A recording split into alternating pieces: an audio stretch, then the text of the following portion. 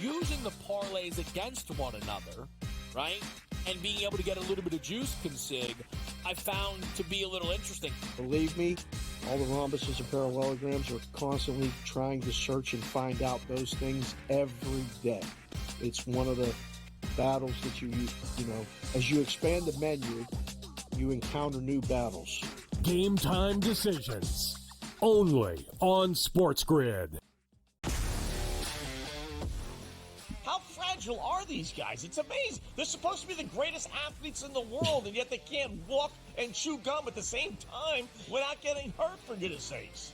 That Trout injury really is a bummer, too, because people thought he was going to have a big year. And I look, I don't feel bad for the Angels. I don't like Mike Trout in Anaheim. I thought he should have left when his contract was up. In-game live, prime time, only on SportsGrid. It's smarter to be on SportsGrid. Your 24/7 sports wagering network. The early line. Magical and historic season in Lincoln, Nebraska continues. He is the best player in the NBA, but also in the biggest moments where the national media is watching. Newswire. Something that we have never seen happen before with one of the iconic coaches in the game. Pharrell, coast to coast. The team covers. It's automatic. It's every time. Not sometimes. It's every time. Game time decisions. Luka is actually far more dangerous from three on the road this year than at home. This game here tonight, you may want to consider taking as many points as humanly possible. In-game live, prime time. We got not one, but two coaches fired systems in place. Sports Rage Late sort of Night. has letdown written all over it. It's going to be hard to match the emotion that they played with the other night. It's smarter to be on SportsGrid.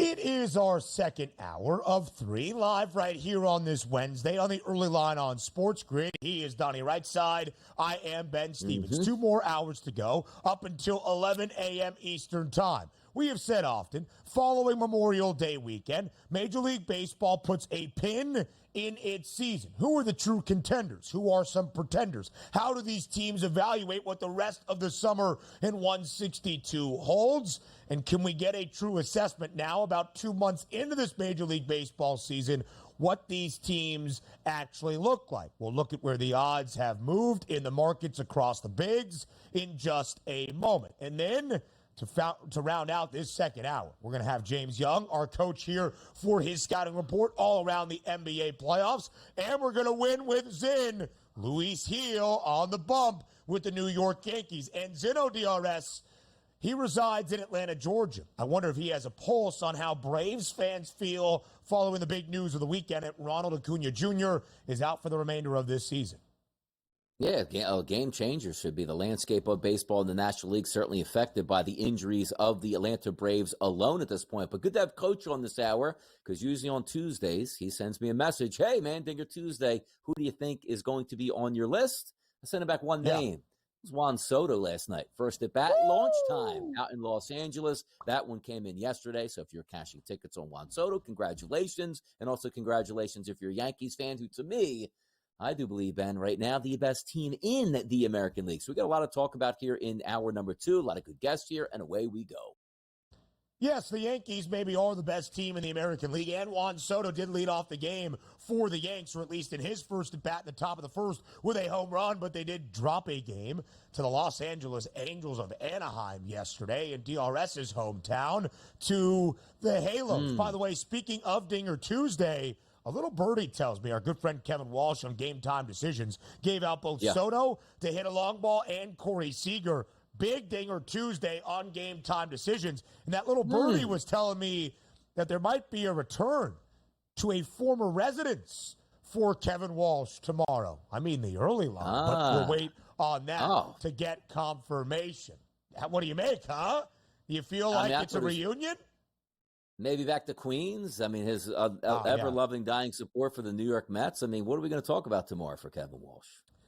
I don't know if he's going to make it to Citi Field today, where the Mets are an underdog against the Dodgers. A little day baseball, kind of, 4:11 p.m. Eastern time there for New York. We're expecting some thunderstorms later in the evening hours here in the greater New York City area. Speaking of baseball, let's reset where the market stands following MD Dub. That's Memorial Day weekend. The American League pennant prices. The New York Yankees are the favorites, 2-1.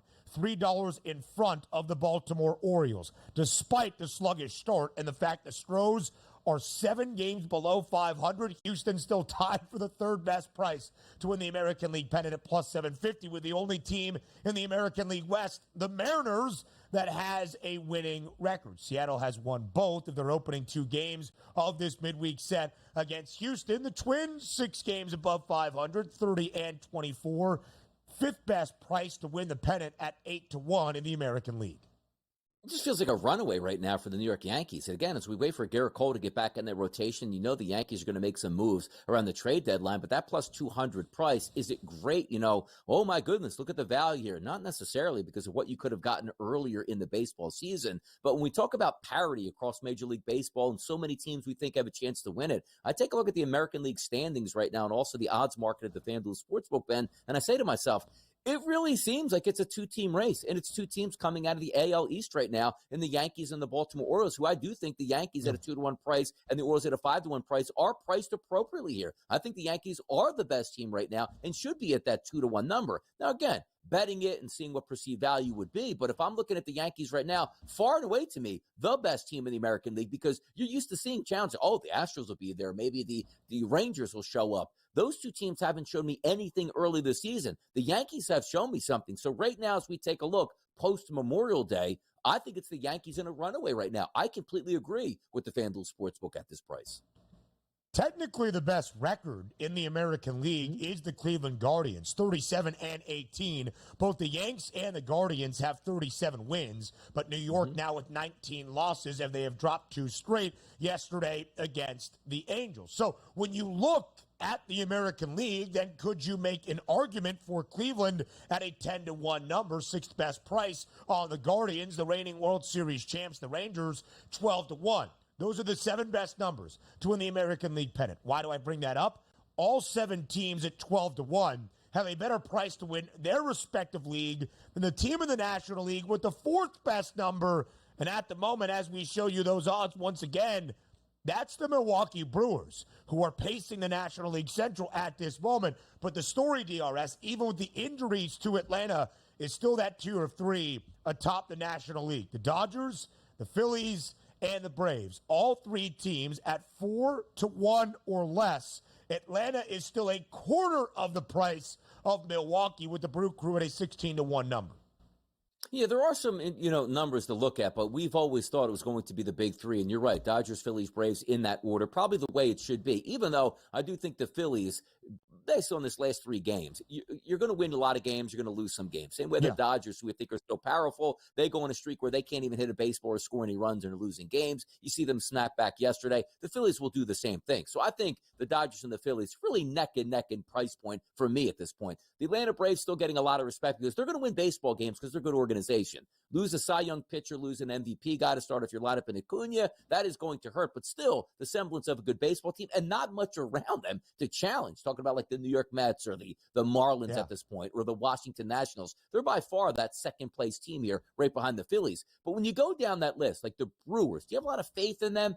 They're an okay team. They're going to win baseball games, and they'll do what they have to. The Cubs here with that 1-2 punch that they could have at the top of the lineup at 20-1 is intriguing. But also, you take a look at the other 20-1s there. It's the Diamondbacks and the Padres. 2 teams that I'm not saying pedigrees where they're supposed to win national championships, but you do see the semblance of what they did last year. Can you get lightning in a bottle, which I don't think you really need because the Diamondbacks are a good team, just not playing like it. And even though the Padres, in the offseason say, well, who did we lose at this point? Well, we lost a really good pitcher, and obviously Juan Soto made a trade for. They still have very good players on that team. So those are the teams I want to watch out for, that 20-1 price point with maybe a chance to challenge in the National League. Because the one thing that we do know is the regular season is one thing. The playoffs are a completely different animal where the favorites just don't advance like they do typically in the NBA on a year-to-year basis. Those teams down there, 20-1, I have my eye on them. But really, the Braves, Nice price at 4-1, not interested. The Phillies and the Dodgers should be the leaders, and maybe some of those other teams in the NL West could do some damage if they get into the playoffs. I do want to say, though, right, because of the MLB updated postseason format, 6 teams, 3 wild cards, 3 division winners, top 2 seeds in each league, and you have to win your division to be in consideration. Do get that opening round bye past the best of 3 wild card series. The Brewers have a strong lead in the National League Central, a 16-1 price, although you might not be able to cash that ticket. We've seen craziness in the postseason format the last few years. The number is going to be shorter if the Brewers win the National League Central and maybe get that bye as the number 2 seed or whatever in the National League playoff format. Just something to keep in mind. Now let's look at the awards markets that we showed you yesterday. Juan Soto, the favorite to win the AL MVP at plus 260. Tarek Skubal, the favorite to win the American League Cy Young Award at plus 270. Skubal for Detroit at home. The Tigers against Jared Jones, the outstanding rookie for the Pittsburgh Pirates. The first game on the slate on this Wednesday. Yeah, by the way, you take a look at some of those price points there also, and some guys that you're not used to seeing as we talk about Cy Young. Tariq Skubal, hey, welcome to the ball game. And also Mason Miller has been absolutely outrageous for the Athletics, being a closer, seemingly striking everybody out. It's a fun race because there's a lot of names on there that maybe you're not used to actually seeing, which is great for betting purposes. And we showed you the National League odds yesterday. Mookie Betts the favorite, just a little bit in front of Shohei Ohtani. Now we'll go to the coach, the scouting report up next.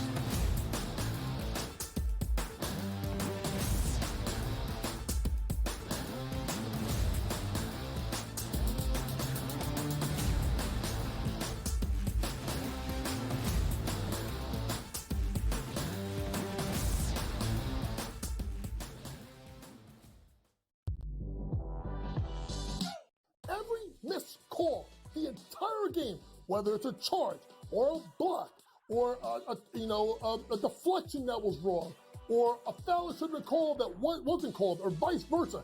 Give me a 48-minute report. And people that will understand that there's so many mistakes that the referees make over the course of the game that referees, ready folks, don't decide the outcome. Betting above the rim, only on SportsGrid. How fragile are these guys? It's amazing. They're supposed to be the greatest athletes in the world, and yet they can't walk and chew gum at the same time without getting hurt, for goodness sakes. That Trout injury really is a bummer too, because people thought he was going to have a big year. And I look, I don't feel bad for the Angels. I don't like Mike Trout in Anaheim. I thought he should have left when his contract was up. In-game live, prime time, only on SportsGrid. With the onset of NIL and the transfer portal, it is allowing players to develop further in college, and guys that would maybe be stuck on the bench at a power program and not have as much shine are having the ability to find themselves in the spotlight. Lane Kiffin came out and said we need to get bigger and more physical in terms of the offensive defensive lines, and that's why he went out and recruited that talent. Inside the transfer portal, only on SportsGrid. And now you have to qualify in these majors. You got to go do it, man.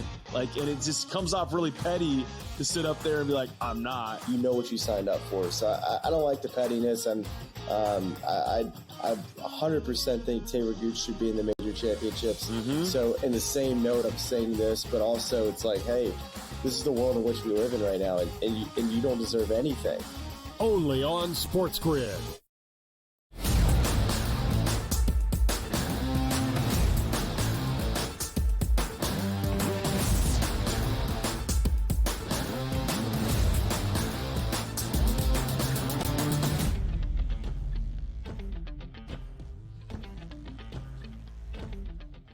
Live right here on the early line on this Wednesday on SportsGrid, we recap game number 4 last night in Dallas. The Western Conference Finals continues as the Timberwolves get their first win of this series. We do so with our coach. It is JY, James Young, joining us for the next 3 segments live right here on the early line on this Wednesday. JY, as always, we appreciate the time.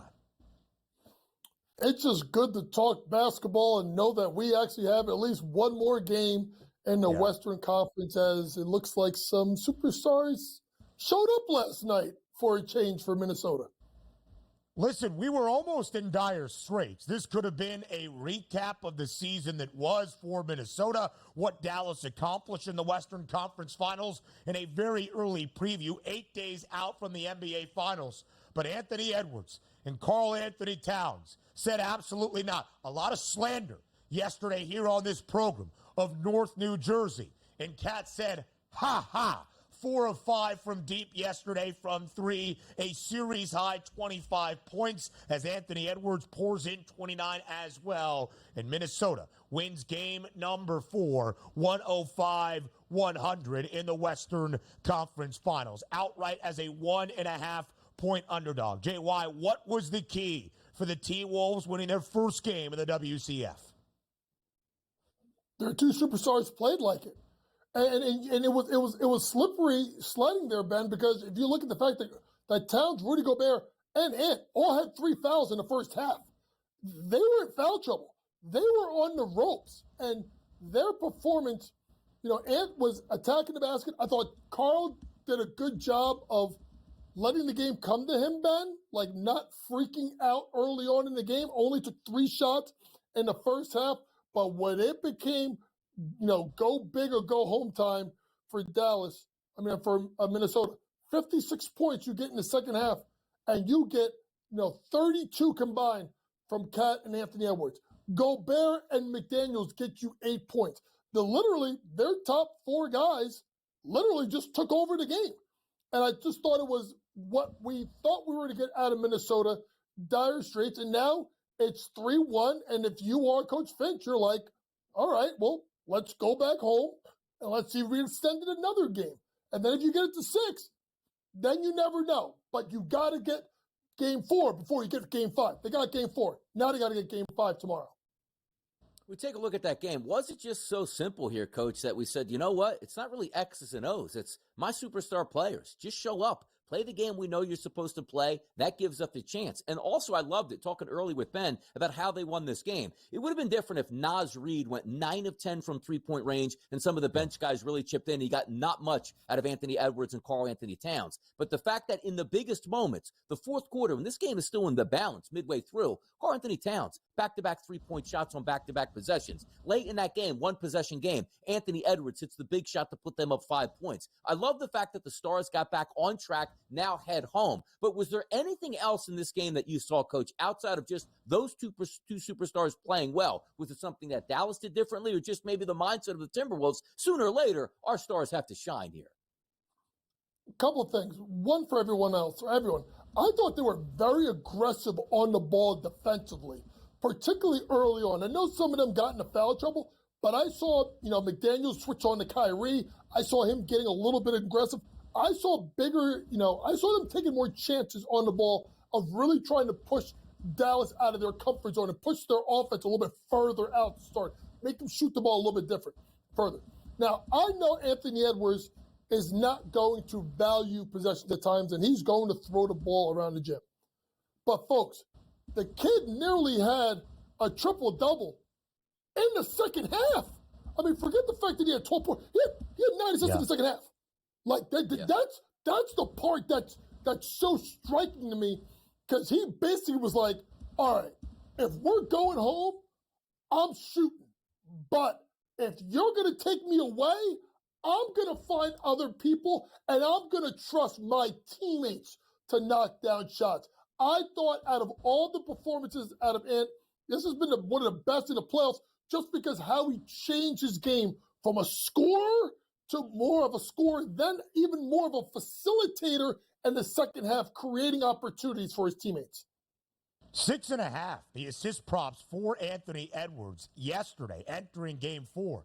The Ant-Man, 7+ dimes in all 4 games so far in the Western Conference Finals. Just 1 assist shy of Donnie having the biggest night we've seen here in the history of the SportsGrid network, hitting that 27-1 triple-double that could have been incorporated in a 50-1 same-game parlay. But maybe we'll strike once again in Game 5. DRS, by the way, did you happen to check what Ant's triple-double price is for the 5th game tomorrow night in Minnesota? I did not, but it was on the move yesterday and spiked late, which is when I bet it, because it wasn't as good as what it was on the show itself. What is it now for the next game? Do we have it up? JY, do you know? It's got to be less. I'm looking right now, and All right, I'll tell you, 10-1. 10-1. The That's people are listening to handicapper right side Yeah. and starting to buy into Anthony Edwards. Triple-double prop for Luka Doncic. Pretty short tomorrow night as well. He cashes in his second triple-double of this series. But both Luka and Kyrie stay under their points prop last night. JY, would you chalk it up to a bad game for either of the two? Not Luka, mainly Kyrie, or did Minnesota do something different defensively yesterday to at least stem some of the momentum offensively of the Mavs? Yeah, I just think putting McDaniels on Kyrie a little bit, I think pushing them away from their offense, making them start a little bit more, getting really physical with them on the ball. The referees let them play, particularly early in the game, and kind of set the tone to allow Minnesota to be more aggressive on the ball. That's one of the things you have to do as a player. Is you have to look at how the game is being refereed. Referees don't switch the way they call a game in the middle of the game. They'll let you know the first 2 to 5 minutes how it's going to be played. In the first 2 to 5 minutes, if they're letting you be aggressive on the ball, then you can do so, force the ball out a little bit further, make these guys work a little bit more for the shots. That's what they did. Great job by Minnesota last night. So we will set the stage for game number 5, and perhaps the rest of this series. Does JY actually believe the Timberwolves can make NBA playoff history and come back from an 0-3 deficit in the Western Conference Finals? Say that face is a no, but we'll talk about it next.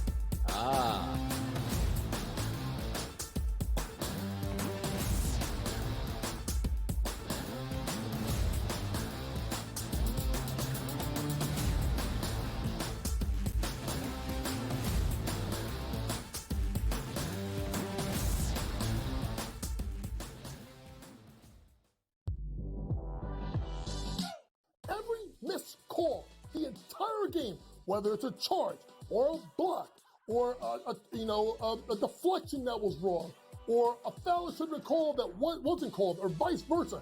Give me a 48-minute report. And people that will understand that there's so many mistakes that the referees make over the course of the game that referees, ready folks, don't decide the outcome.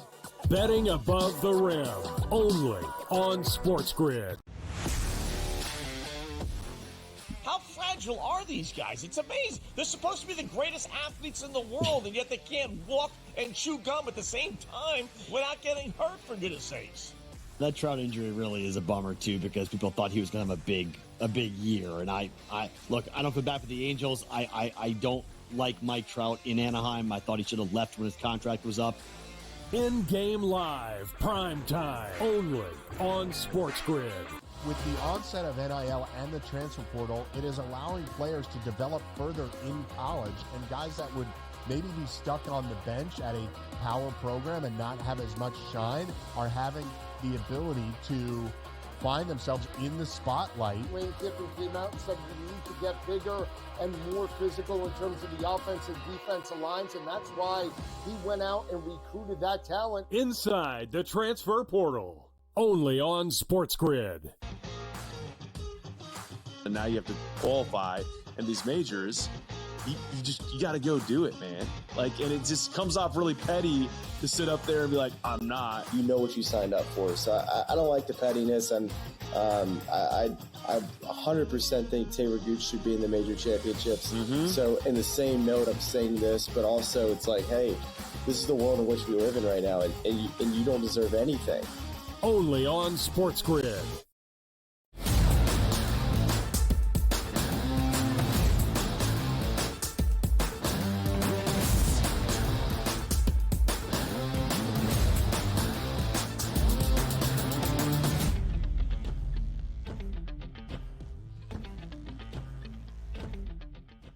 There will be at least a fifth game in the Western Conference Finals. Tomorrow night, we change venues for the second time in the WCF. We head back to Minneapolis, where the Timberwolves in Game 5 find themselves as a 4.5-point home favorite with a total slightly up to 209 and a hook from these numbers you see on the board. A little bit of market movement, a hook in both places. The spread and that total in a little bit of money line movement for Minnesota as well. JY, when I asked your thoughts on Game 4, you closed out what you learned and what were the key for the Timberwolves by saying they got Game 4, Now they need to get Game 5. Will Minnesota get Game 5 tomorrow night back at home? If this is the way Karl Anthony Towns is going to play, yes. If this is what we're going to get out of Anthony Edwards, yes. They got a little bit of their mojo back. And I just thought that their defensive intensity, the shortening the rotation, the play of your superstars, man, let's be honest. Whichever superstar duo plays better is going to win. It's 3-1 because Dallas has been, their two superstars and Luke and Curry have been better. Well, last night, Ant flipped the switch, and I saw it with Cat. I know he hit 4 threes. I thought there was more movement. I thought there was more cutting. I mean, you saw Rudy Gobert dropping dimes behind his head. Like, I saw stuff I haven't seen in a while out of Minnesota. So who knows? Maybe they've relaxed. They're getting home. I think Minnesota, even though the game went under, I thought they wanted to play faster. Maybe you try and push the pace a little bit more. Ants, assist prop or steal prop at 1.5 was something I would look at. Maybe you want to get out and transition a little bit more and make this more of a running game. But I could definitely see Minnesota winning Game 5. The big one's going to be, can they win Game 6? Game 5 at home, I think they can win tomorrow night. And what Coach is basically saying here is that we need Karl Anthony Towns to show up, not Karl Anthony Clowns, who has showed up multiple times in this series already. See that? You can use that. You can use that, would you? Take that one for yourself. You use it on the Portal Show, whatever you want to do. You can do that. But let me hear me out on this. Portal Show's done. That's okay. I appreciate it. Mavericks and the Timberwolves. If we go to FanDuel right now and take a look at the betting statistics, do you agree with this? What if I had told you 77% of the tickets here rolling in right now on the Dallas Mavericks with the +4.5? Do you agree with that? The public is saying, this is a nice price point here, +4.5. I mean, it's a nice price point, but, to me, I just think Minnesota in their second half was so good. I think they covered the spread. Folks, if there's a blowout coming, it's this one. It's Game 5 for Minnesota. And just the fact that you just jump them early and then you go for it, and then Jason Kidd says, you know what? Maybe I'll punt this one and bring it back to Dallas for Game 6. I like Minnesota minus the points. I could see them continuing this trend and playing really good basketball and beating the snot out of Dallas tomorrow night. It is really interesting because all 4 games in this series decided by just 9 points or less, 3 of the 4 by 5 points or less. The victorious team has also covered the spread 3 times outright, the underdog winning, and Dallas winning by 9 in Game 3 as a short 1.5-point home favorite. I actually go to the opposite end of that thought, JY. I think there's a chance Minnesota wins outright tomorrow, but the Mavericks do cover as a 4.5-point dog. Either way, if Minnesota wins Game 5, as you look at how the rest of the series would play out, if Minnesota wins Game 5, it would be the 16th time in 156 series where a team in a best-of-7 in NBA playoff history has taken a 3-0 series lead for the other team to win 2 straight and even force a Game 6. Would it go further than 6 games? Well, I got to do it, guys. Coming into this series, I said Minnesota in 7. No. I can't abandon ship. I can't do it. You can. Ben, I can, but I won't. I got to believe. I got to believe that this is not over, that they're going to make a comeback. And if you really look at those odds, it's very simple. If it gets to 7, they're going to win it. Minnesota. So I'm saying it right now. JY is holding it. Minnesota in 7. This is like Boston versus the Yankees. What was Boston versus the Yankees, right? I'm not 2006. Was I right with that year? Okay. 4, but 4, 2006. That was the last time the Mets. Good. So that's what I thought about that. True. Oh, wild explanation. More around the NBA next.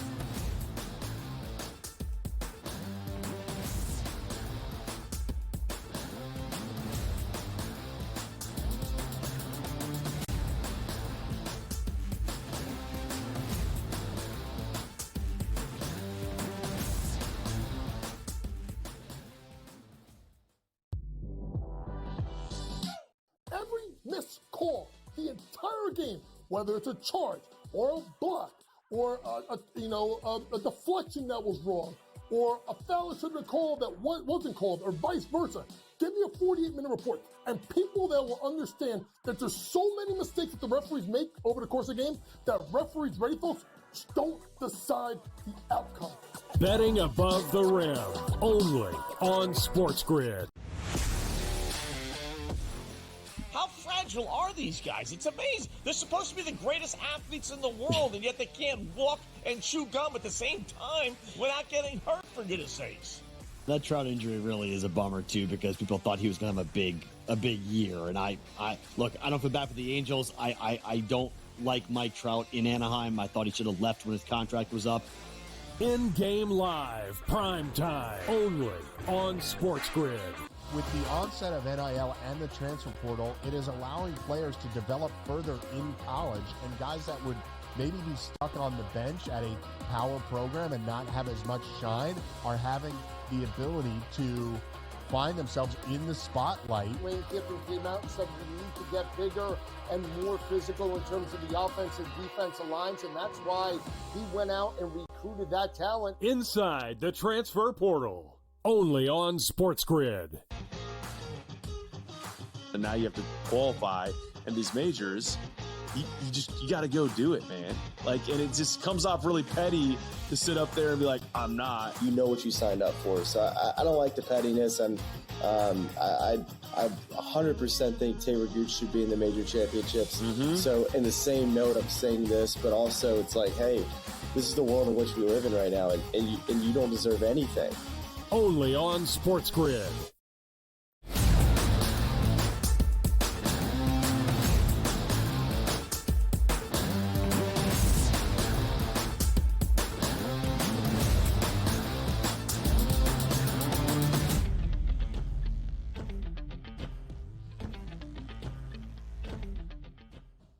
Live right here on this Wednesday on the early line. We'll save the Western Conference Finals and a further breakdown and preview of Game 5 for actual game day tomorrow on a Thursday in the Twin Cities. But, JY, we're not all that far away, just about a month away from the 2024 NBA Draft. In fact, if I do my math correctly, 4 weeks from today, because it's Wednesday, June 26th, is when it begins. Two-night affair now for the 2024 NBA Draft. Opening night on that Wednesday, second round on Thursday. Which night is Bronny James going to go? We got a big update yesterday from our guy, Shams Charania at FanDuel TV. Bronny James was scheduled to have multiple double-digit workouts around the association and canceled all but two. The Los Angeles Lakers and the Phoenix Suns. And according to Shams, this given out by our guy Evan Sidery, Phoenix is legitimately going to consider taking Bronny James in the opening round at number 22 overall. JY, make sense of it for us here. Is Bronny James actually going to be a first-round pick? Yes. And unfortunately or fortunately, sometimes the last name is all you need. And all you need is the old man that can opt out of a deal, and every team looks around and says, draft Bronny? Maybe LeBron tags along for a couple of years. Listen, there's not a shadow of a doubt that Bronny James can defend at the NBA level. I really do believe that. He can defend at the NBA level. It's his offense. And people are saying to me, well, JY, why doesn't he go back to school? Why doesn't he go play for LeBron's buddy at Duquesne? Why doesn't he go back and play? Because you know what? If he goes back, see, here's the thing. There is a narrative that because of the heart injury element, right, he didn't have a full year. He's rusty. I think if he goes back to school, Ben, I don't think it benefits him. Because if he doesn't have a great year, it's going to be worse for him. So to me, I do think when Phoenix and the Lakers, and the fact that he canceled the 10 workouts, he's doing one of two things. He's either trying to drum up interest for someone to take him without a workout, or he knows something. I think someone's going to take a chance. I really do believe Bronny James is going to go late in the first round. Let me ask you this question, Coach. When we just take a look at Bronny James, the player, right? Remove that he's LeBron James' son and say, okay, does he match up in the NBA? We'll find out. But now if you say to yourself, okay, well, he is his son here. But if you are Bronny, don't you want to sort of do some of this stuff on your own? Like, let me make the rounds in the NBA. And let's just say that Orlando, I get a workout with them and they like what I have to say. And they trade back up, let's just say, into the first round at 26 and pick me. Like, why would LeBron James be upset about that? And if you're Bronny James, wouldn't you rather to blaze your own path here? Is it just about, hey, look, I'm going to make the NBA because my dad put me on this team and it's not really based on my merits? I don't think he cares about that. He just wants to go in the first round. Yes, you would. Most people, LeBron James has been talking about his kid for 2 doggone years, about this kid, and building this kid up. Now, rightfully so? Probably not. But to me, I really look at the fact that is they are trying to, they're like the Duke and Dukes. They're cornering the frozen concentrated orange juice market or the NBA 2024 draft. They're rolling him in this way, and because they figured that is the best way to help his cause. Now, like I said, if let's say he does take all these workouts, and he doesn't perform well, it's going to kill his draft stock. But if he doesn't take the workouts, that could be the reason why. Don't take the workouts. Do what you did in the pre-draft camp, where you did show you shot the ball decently, you showed you could defend at a high level, and call it at that. We see it all the time in the NFL. I'm not going to go work out. I'm not going there. I'm not looking at there. Like, this is what these guys do. And if anything that they want to do to help this kid's cause, they're going to do it. Are they setting him up for failure, Donnie? Yes. Do you think they care? Absolutely not.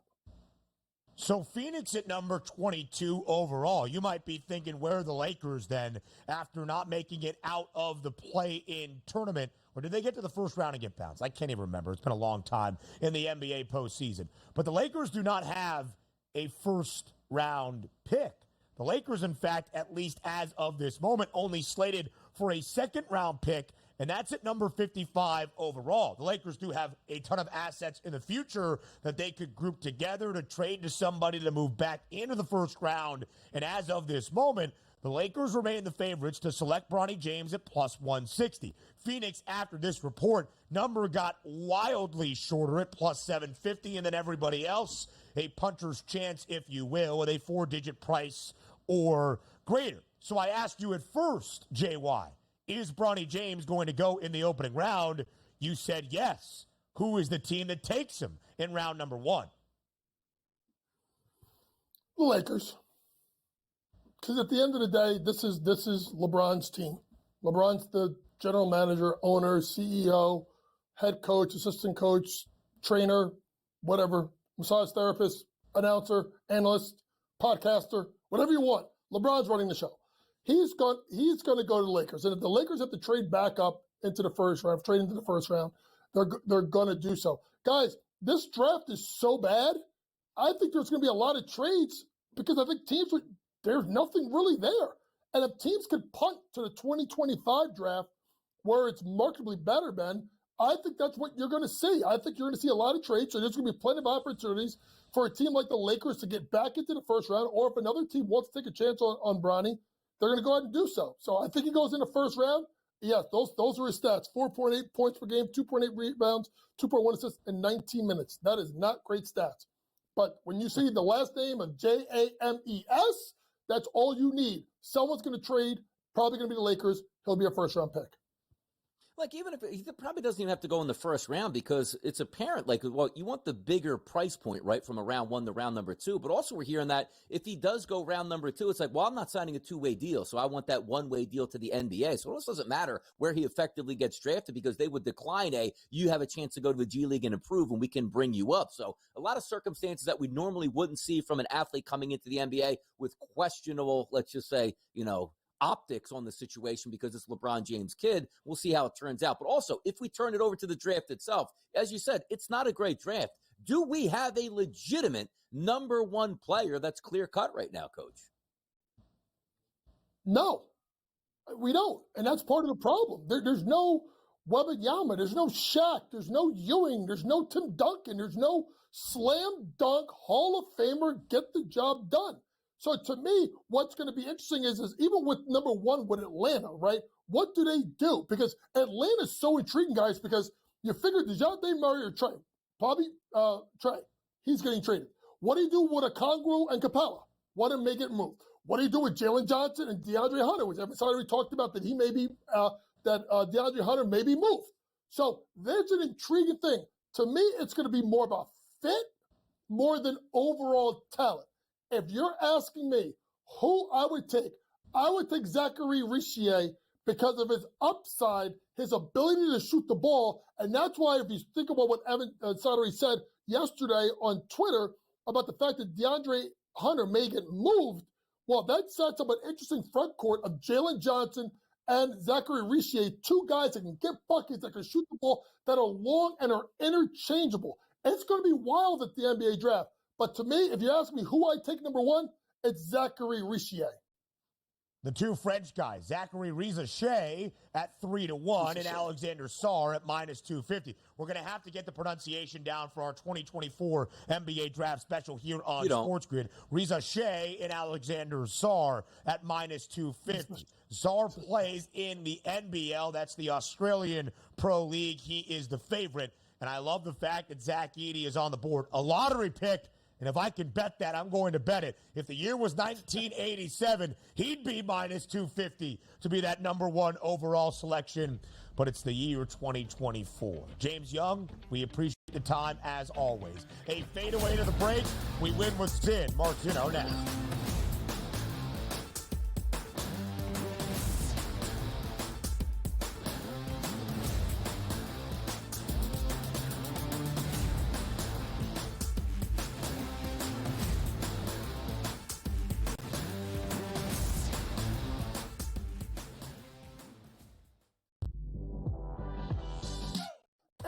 Missed call the entire game, whether it's a charge or a block or a deflection that was wrong or a foul that should have been called that wasn't called or vice versa.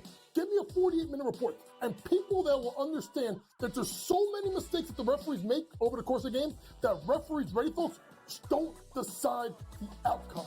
Betting above the rim, only on SportsGrid. How fragile are these guys? It's amazing. They're supposed to be the greatest athletes in the world, and yet they can't walk and chew gum at the same time without getting hurt, for goodness sakes. That Trout injury really is a bummer too, because people thought he was going to have a big year. And I look, I don't feel bad for the Angels. I don't like Mike Trout in Anaheim. I thought he should have left when his contract was up. In-game live, prime time, only on SportsGrid. With the onset of NIL and the transfer portal, it is allowing players to develop further in college, and guys that would maybe be stuck on the bench at a power program and not have as much shine are having the ability to find themselves in the spotlight. Lane Kiffin came out and said we need to get bigger and more physical in terms of the offense and defensive lines, and that's why he went out and recruited that talent. Inside the transfer portal. Only on SportsGrid.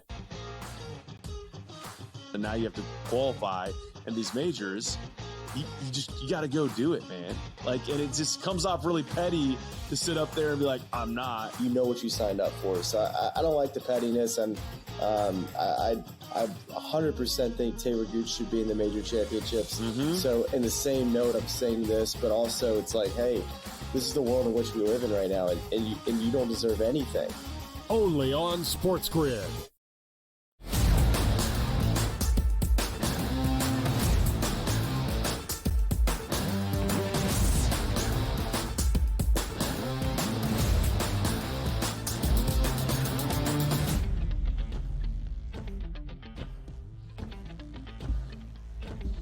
Time to win with Zin on this Wednesday live right here on the early line on SportsGrid. I am Ben Stevens. He is Donnie right side. He's on the right. The man in the middle is Mark Zinno. Mark, thank you so much for taking the time, as always, to join us here on this Wednesday. Just confirm for the people, you reside in Atlanta, Georgia, correct? That is correct, my good man. So after the weekend that was for the Atlanta Braves and the bombshell news on Sunday that Ronald Acuna Jr. has torn an ACL and is out for the remainder of this year, What is the vibe, Mark Zinno, around the ATL? The Braves feel kind of cooked. I said that it was sort of tongue in cheek, then people will remind you, well, they won the World Series last time without Ronald Acuna. And I would say, yeah, it's kind of foolish to think you can do that again.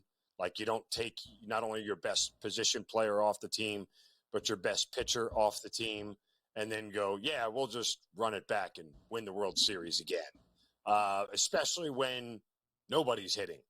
Nobody. I mean, it might be a little bit premature, and I don't think Kevin Seitzer, the hitting coach, would get fired by any stretch of the imagination because he's built up a ton of goodwill here. But, I mean, there have been some rumblings that the hitting has been that bad around here that it might cost somebody their job. I think what happens here in short order is, guys, that Alex Anthopoulos is left to do what Alex Anthopoulos does, and that's go fleece somebody for a really good player that helps them win and gives them next to nothing. I mean, that's kind of what we've come to expect from Alex Anthopoulos at the trade deadline, and it's probably going to come even sooner than that. I don't think he's waiting till July. I think they'll wait another week or two to see if Sean Murphy and Austin Riley provide any juice to this lineup. They certainly didn't last night, as I cashed the first 5 under. But, this is a spot where if they don't start to hit the ball very quickly, you're going to see some changes being made because guess what?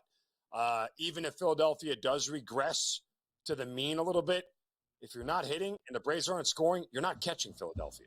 You're not.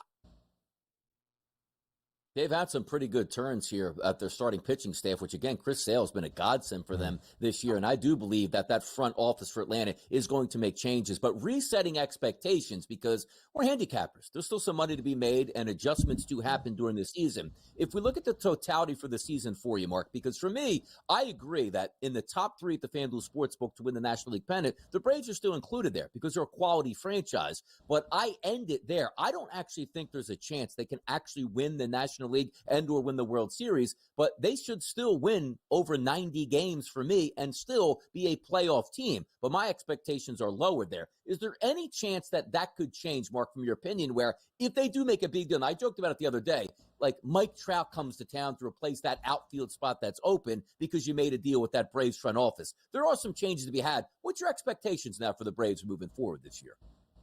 There's a lot of people in this town who will tell you it's a fait accompli. The Braves are going to win 90, 95 games and go to the playoffs, and that'll be that. Why? Because they saw a 13-year run where the Braves won 90, 95 games, went to the playoffs, and it only netted 1 World Series. And deja vu. We might be in that same scenario here again going forward. But, yeah, I mean, there's names that you can bandy about here, DRS, that might change the Braves' fortunes. But in reality, guys, it's not often you see a trade deal or an acquisition deal like a midseason trade that comes in and alters a franchise that greatly. They were already playing well, and their core was already doing well. The problem is the Braves' core isn't doing well right now. Matt Olson continues to struggle. The ball isn't going out of the ballpark. They're not seeing home runs from a lot of people. Ozzie Albies isn't hitting the ball with the regularity that you expected him to, and there was a feeling, well, Acuna wasn't hitting anyway, and we were still winning games. Okay, I don't like that sort of mentality. It's it's kind of like, well, I'm paying $4.50 a gallon for gas. Why don't I just pay $4.75? No, that's a bad mentality to walk into things with. So, you have to try to improve and get better constantly, and I think Anthopoulos will do it. Whether it's a guy like Mike Trout, who knows? But I know this much. The readily available names coming up from the farm system that came up the last 2 or 3 years, they're not really there right now. Like A.J. Smith-Shawver doesn't exactly, turn the wheels the way you want it to. And I don't know who they're starting today. Have you guys seen this guy? I mean, they are pulling names out of a hat right now. Whoa, hold on a second now. Let's not degrade the good name of the 2021 Big Ten Baseball Player of the Year, Spencer Schwellenbach, from the Nebraska Cornhusker Baseball Program.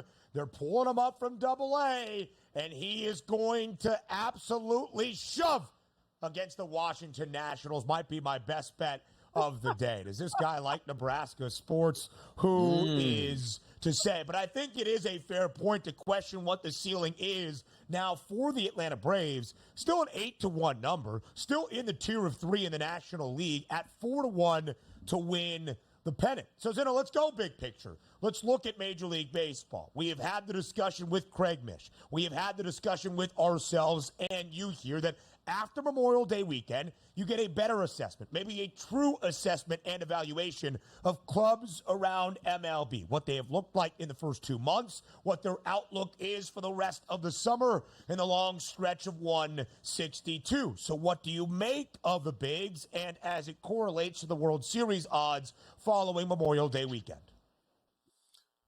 I got to tell you, I mean, not to sound like a homer, but the Yankees are 1,000 times better than I ever thought they would be. They have they're getting a ton of pitching that nobody could have predicted. When Garrett Cole went down in spring training and just, you had a whole bunch of names beyond Nestor Cortez that you just couldn't really trust. Marcus Stroman was a big question mark. Carlos Rodon was a big question mark. I think a lot of teams in Major League Baseball head into the season with a ton of ifs. If they get this pitcher to pitch well, if this guy produces in the lineup, if the bullpen holds it together, it's just a question of how many of those ifs become true.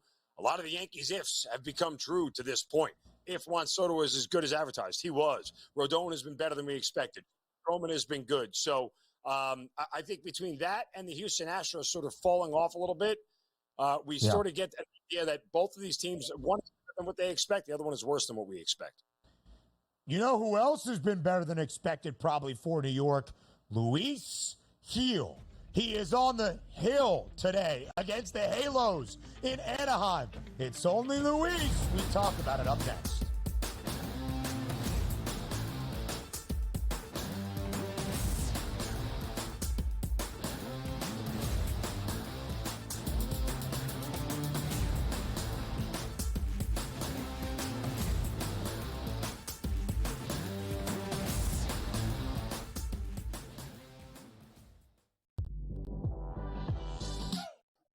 Missed call the entire game, whether it's a charge or a block or a deflection that was wrong or a foul that should have been called that wasn't called or vice versa. Give me a 48-minute report. And people that will understand that there's so many mistakes that the referees make over the course of the game that referees, ready folks, don't decide the outcome. Betting above the rim, only on SportsGrid. How fragile are these guys? It's amazing. They're supposed to be the greatest athletes in the world, and yet they can't walk and chew gum at the same time without getting hurt, for goodness sakes. That Trout injury really is a bummer, too, because people thought he was going to have a big year. And I don't feel bad for the Angels. I don't like Mike Trout in Anaheim. I thought he should have left when his contract was up. In-game live, prime time, only on SportsGrid. With the onset of NIL and the transfer portal, it is allowing players to develop further in college, and guys that would maybe be stuck on the bench at a power program and not have as much shine are having the ability to find themselves in the spotlight. Lane Kiffin came out and said we need to get bigger and more physical in terms of the offense and defensive lines, and that's why he went out and recruited that talent. Inside the transfer portal, only on SportsGrid. And now you have to qualify, and these majors, you got to go do it, man. And it just comes off really petty to sit up there and be like, I'm not. You know what you signed up for. So I don't like the pettiness, and I 100% think Taylor Gooch should be in the major championships. So in the same note, I'm saying this, but also it's like, hey, this is the world in which we live in right now, and you don't deserve anything. Only on SportsGrid.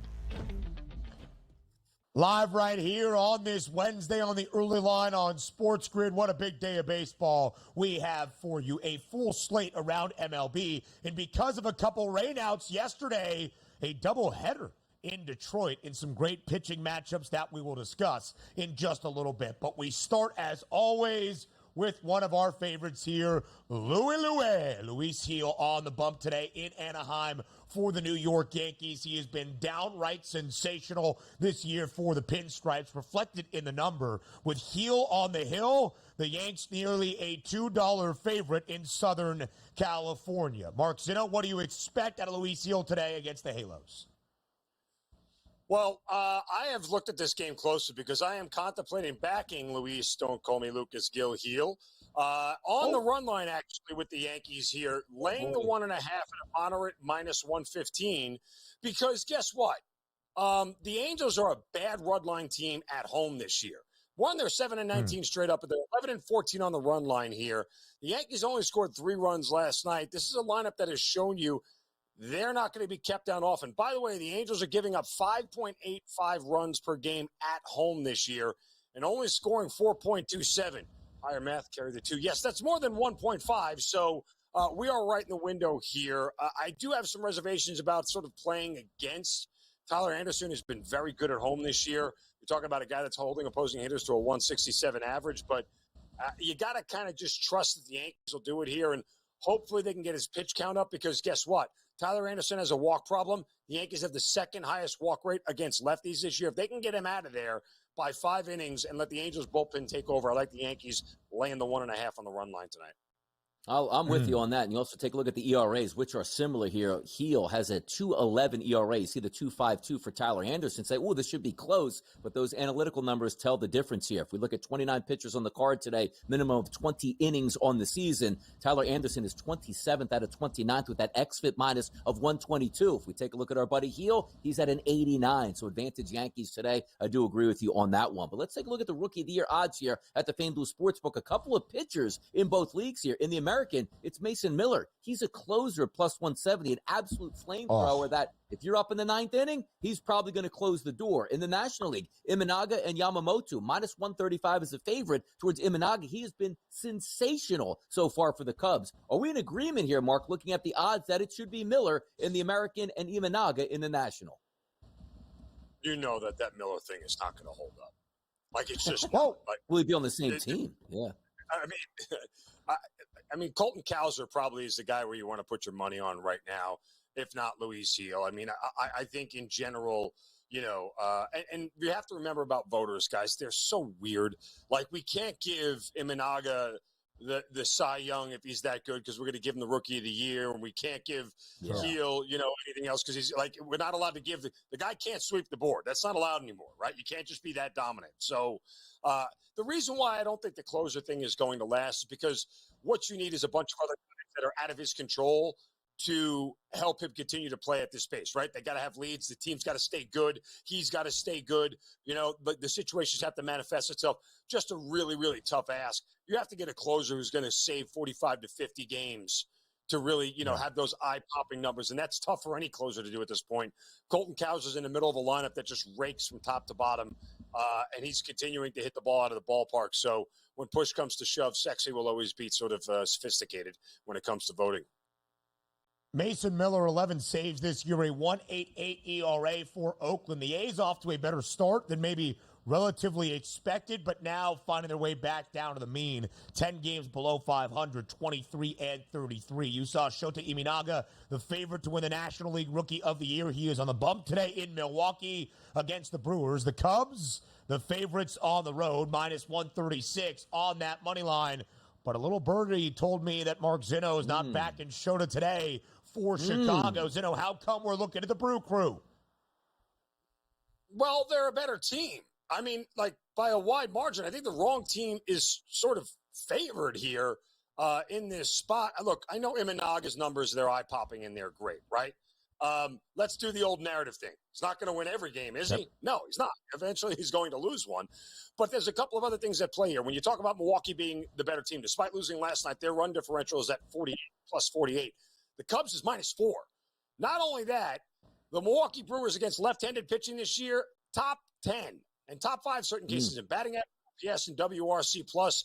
Imanaga gets knocked around, takes his first loss of the year today as the Brew Crew as an get a win. 5-0, they .84 ERA. And Zinno said the words knocked around. I love the confidence, Mark. As always, we thank you. Hour 3 comes away up next.